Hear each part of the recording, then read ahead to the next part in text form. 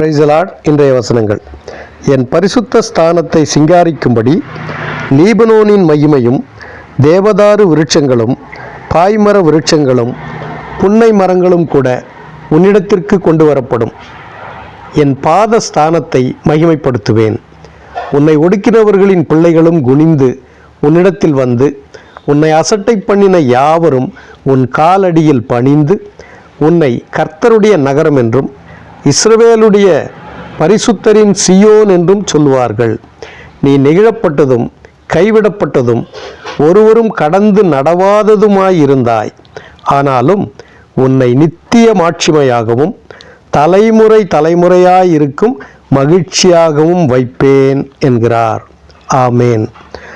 ஏசாயா 60:13 முதல் 15 வசனங்கள்.